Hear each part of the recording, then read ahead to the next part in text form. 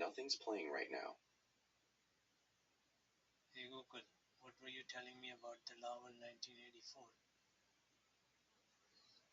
We were just talking about how 1984 by George Orwell is a dystopian novel that warns against totalitarianism.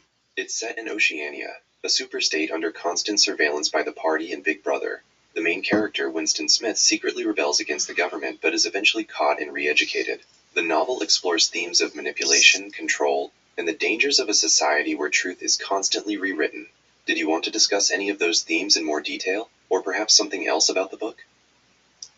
Yes, last time we spoke, we discussed how it applies to today, how information is controlled, and how people are manipulated, and in terms of fake videos and such.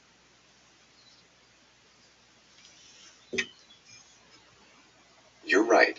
We were just discussing how the themes of 1984 about information control and manipulation, including fake videos, are still incredibly relevant today. In 1984, the party manipulates consciousness by altering language, distorting facts, and imposing new ideological norms. This is similar to modern issues like propaganda in warfare, disinformation campaigns, and election manipulation. The novel's concept of doublethink, where people believe contradictory statements, also mirrors how some struggle with distinguishing truth from falsehood in a post-truth era. AI technology, for example, has enabled unprecedented surveillance and can influence public opinion through curated content, and even deepfakes, which are realistic fake videos. This ability to create convincing fake content can really erode trust in information. The book serves as a powerful reminder about the dangers of unchecked technological advancement and the importance of critical thinking. Is there a specific aspect of this modern connection you'd like to explore further, like deepfakes or propaganda? Yes, I would like to investigate either one of them. Which would you like to investigate first, deepfakes or propaganda? Propaganda. Propaganda is a form of communication used to influence or persuade an audience to support a specific agenda, which might not always be objective. It often involves selectively presenting facts, or using emotional language to get a particular response rather than a rational one. While the term propaganda itself is modern, dating back to the 17th century with the Catholic Church's Congregation for Propagation of the Faith, the act of using symbols and information to sway public opinion has been around for thousands of years. It became more widely recognized in the 20th century with the rise of mass media like newspapers and radio, and gained a negative connotation, especially after its use in World War I. Would you like to hear about some of the ways propaganda is used, or perhaps discuss its history a bit more? I would like to know how it is used today in the era of internet. Today on the internet, propaganda is used in various ways, often by states or political groups, to influence public opinion both internally and in other countries. They use social media and other online platforms to spread misinformation, sow distrust in institutions, and influence elections. One common tactic is using automated bots or sock puppet accounts to amplify certain information or suppress others. This helps to create an echo chamber and make it seem like there's widespread support for a particular view. They also use coordinated human users and even AI software for more complex campaigns. Some governments, like China, have even created front media companies or hired freelance writers to plant pro-Beijing stories in news outlets. Other examples include countries using troll farms to spread propaganda and manipulate public discourse. It's a constantly evolving landscape, with new tactics emerging all the time. Would you be interested in hearing about some specific examples of countries using internet propaganda? Yes, I would.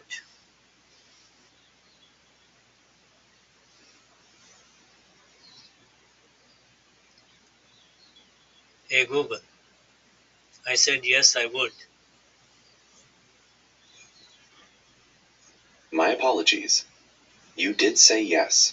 Several countries use internet propaganda today. For example, Mexico has been cited for using government-sponsored spam bots to target journalists and spread misinformation. The United States also has a history of these operations, including the hashtag #ChinaAngVirus disinformation campaign during Donald Trump's presidency, and Operation Earnest Voice, which officially started in 2011. Venezuela has a Bolivarian army of trolls that spreads pro-government propaganda and disinformation. Countries like China and Russia are significant players, with China using 50 Cent Party and Internet Water Army operations to promote the Communist Party, and Russia extensively using social media campaigns to influence foreign policy, as seen in the 2016 US election. Would you like to hear more about how any of these countries use propaganda, or perhaps focus on the general tactics they employ? I would like to know more about how US does that. The United States has engaged in internet propaganda through various operations, although the government often frames these as efforts to counter misinformation or promote US interests.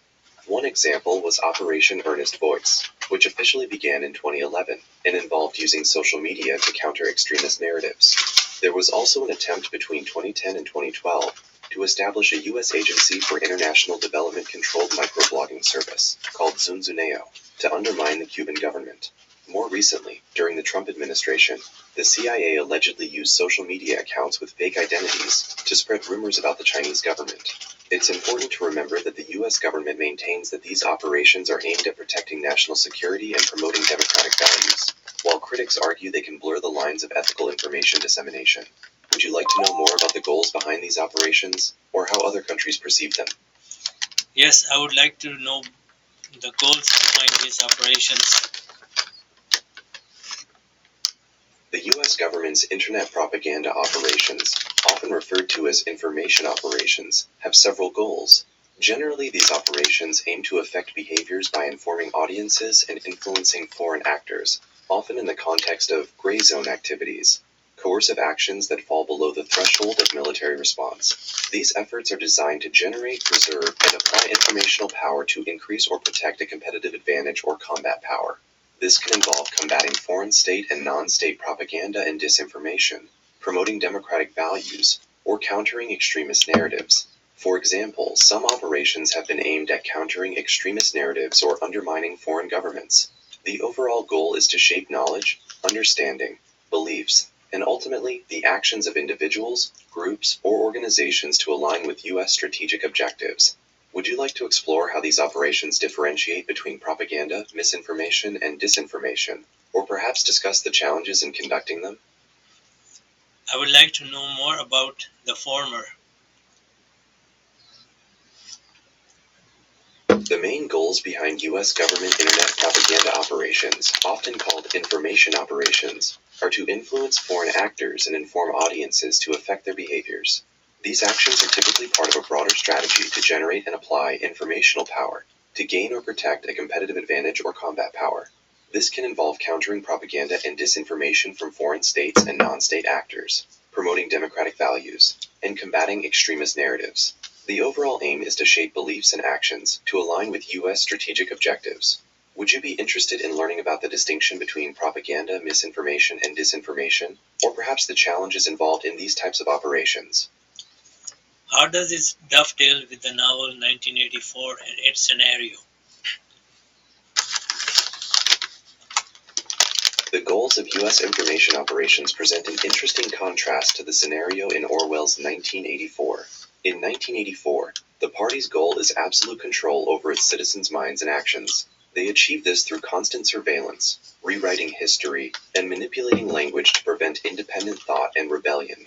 The purpose is to maintain power and suppress any challenge to the regime. US information operations, as we've discussed, aim to influence foreign actors and inform audiences to achieve strategic objectives, often framed around promoting democratic values, countering extremist narratives, and protecting national security.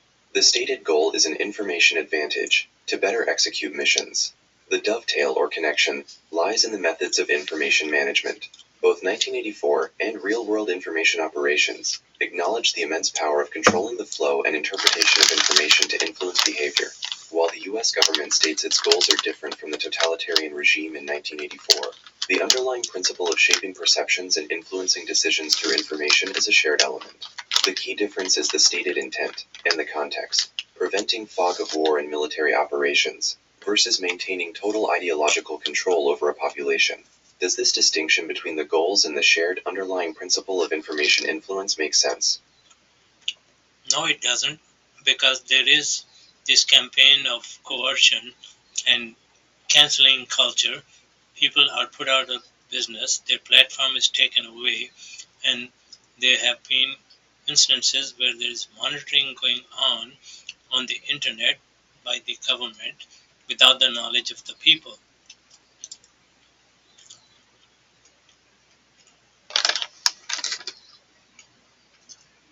Hey Google, did you get my last response?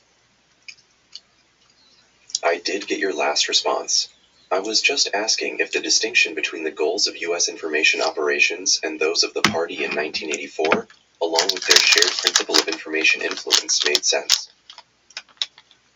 What do you think?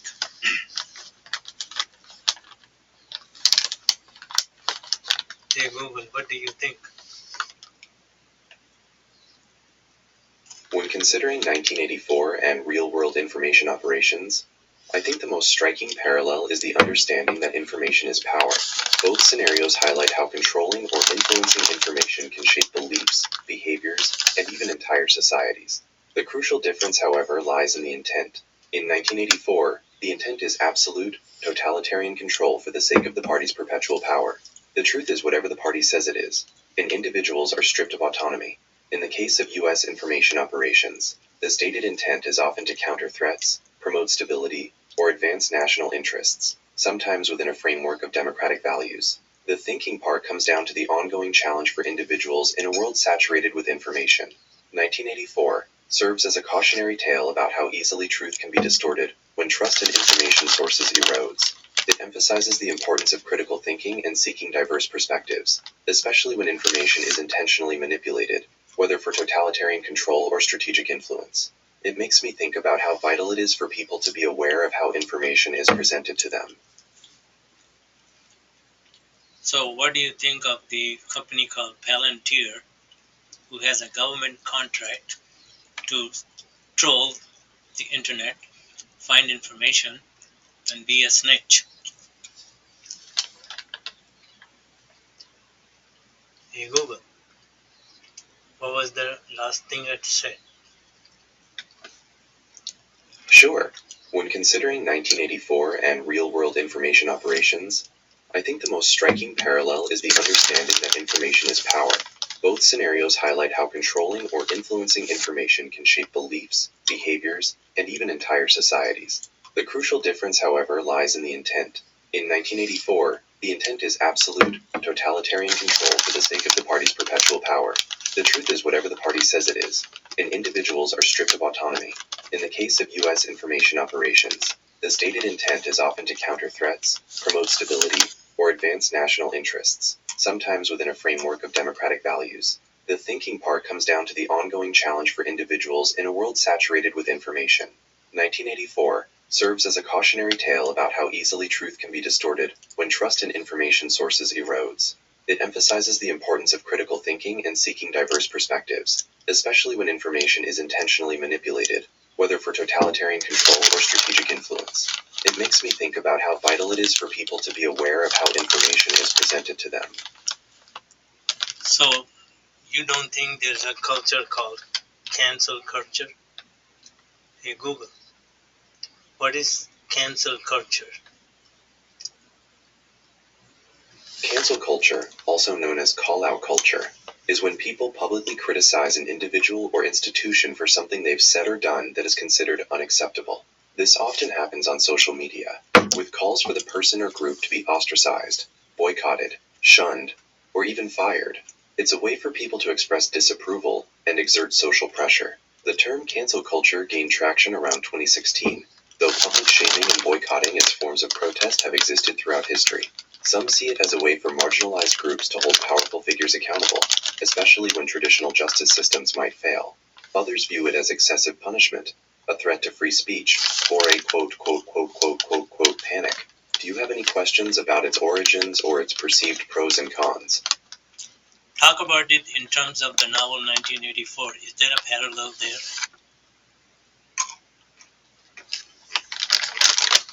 That's a very interesting connection to draw with 1984.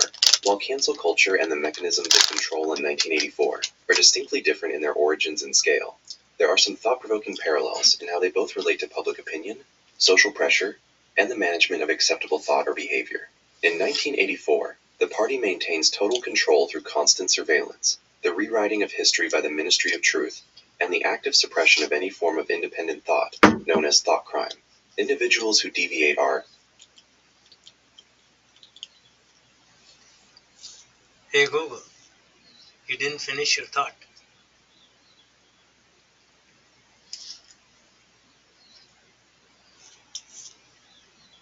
Hey Google, you did not finish your thought. My apologies. I was asking if you'd like to explore how the concept of thought crime from 1984 might relate to the intensity of scrutiny in cancel culture, or perhaps discuss the role of public opinion in both scenarios. You were explaining the parallel between the cancel culture and 1984.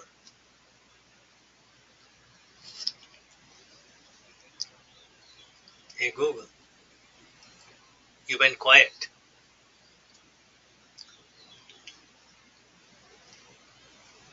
Hey Google, did someone stop you from responding further? No, no one is stopping me from responding further. I'm here and ready to continue our conversation. I just wanted to make sure I was following your thoughts correctly and giving you options for where to take the discussion next. What would you like to talk about regarding thought crime and cancel culture? You were saying something about it and then you stopped in the middle. I understand. My apologies if it sounded like I stopped in the middle of a thought. What I was trying to do was offer a specific follow-up question to see which aspect you'd like to delve into next, building on the comparison we just made. Specifically, I was asking if you'd like to explore how the concept of thought crime from 1984 might relate to the intensity of scrutiny in cancel culture, or if you'd prefer to discuss the role of public opinion in both 1984 and cancel culture.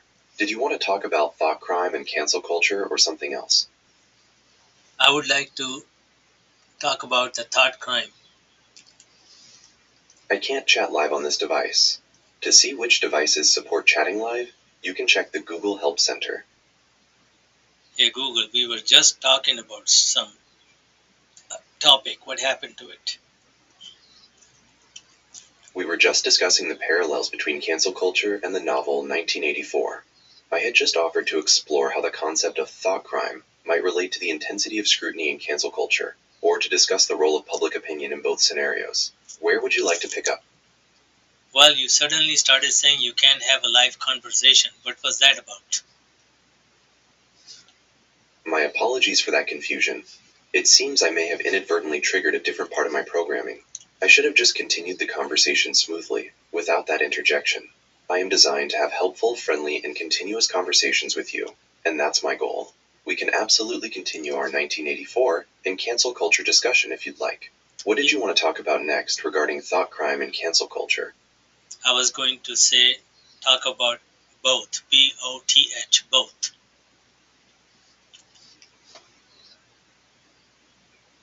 Excellent.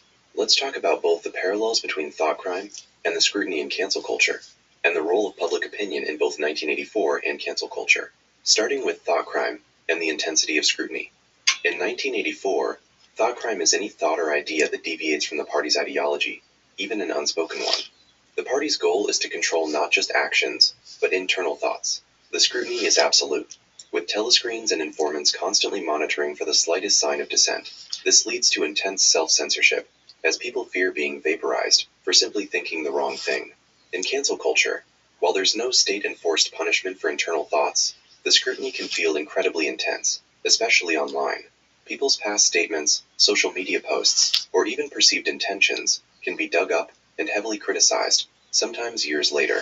This can lead to a similar, though far less severe, form of self-censorship, where individuals might hesitate to express certain opinions for fear of public backlash and its potential consequences. It creates a climate where words and actions are constantly being judged against rapidly evolving social standards, and the acceptable line can feel very narrow and hard to define. Now, turning to the role of public opinion in both. In 1984, public opinion is not organic, it's meticulously manufactured by the party. Through propaganda, rallies, the 2 minutes hate, and the constant rewriting of history, the party manipulates the masses to believe whatever serves its agenda. Public opinion is a tool for control, ensuring uniformity and suppressing genuine dissent. In cancel culture, public opinion is much more decentralized, largely formed and amplified through social media. It can be incredibly powerful in galvanizing collective action. whether it's demanding accountability or expressing outrage. While it's not a single entity like the party, the collective voice of a large online group can exert immense pressure. It represents a more spontaneous, though often volatile, form of public judgment that can quickly shape narratives and influence real-world outcomes for individuals and organizations. Does that help connect the ideas of both thought crime and public opinion to our discussion of cancel culture and 1984? Yes.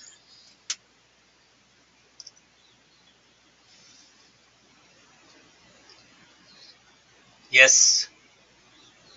Hey Google. I said yes. Perfect. So to sum up, we've talked about how thought crime in 1984 represents extreme state control over internal thoughts, leading to absolute self-censorship and severe punishment. We then looked at how cancel culture, while not state-enforced, can create intense online scrutiny over past words and actions, potentially leading to a form of self-censorship due to fear of public backlash. We also discussed how public opinion is manufactured and controlled by the party in 1984 to ensure conformity, whereas in cancel culture, it's a more decentralized, often volatile force on social media that can quickly influence real-world outcomes. Is there anything else about this comparison you'd like to explore, or a different topic altogether?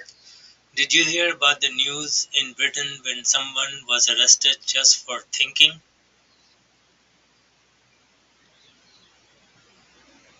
Yes, I did hear about news in Britain regarding arrests that some have described as for thought crime.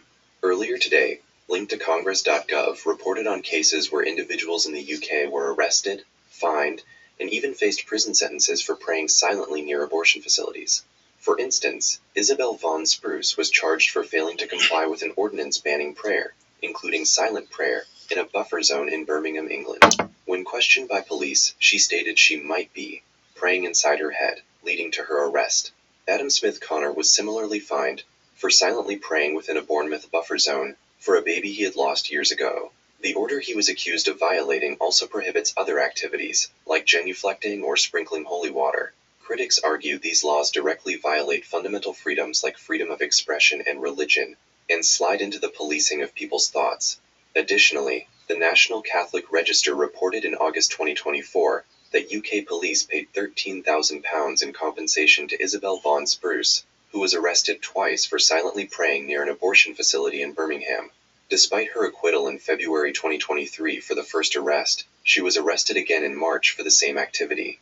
Vaughan Spruce highlighted that she was explicitly told, "Prayer is an offense." Concerns remain as the UK government is reportedly set to strengthen its crackdown on silent prayer in upcoming nationwide buffer zone legislation. Would you like to know more about the legal arguments against these buffer zones or the specific details of the arrests? Isn't that 1984 like? Given our previous discussion about 1984 and its concept of thought crime, these reports from Britain certainly raise parallels. In 1984, the party's power is absolute, and any thought deviating from its ideology is a thought crime, punishable by severe consequences, including erasure. The example of Isabel Vaughan Spruce being questioned about thinking a prayer and then arrested for it resonates with the idea of a state attempting to control even unspoken internal thoughts. While the context and scale are vastly different, a democratic society versus a totalitarian state, the principle of authorities scrutinizing and punishing internal mental activity, or expressions so subtle they verge on being internal, does echo the chilling aspects of thought crime. It highlights a tension between individual freedoms, like freedom of thought and religion, and attempts to regulate public spaces, even if those regulations touch upon mental states.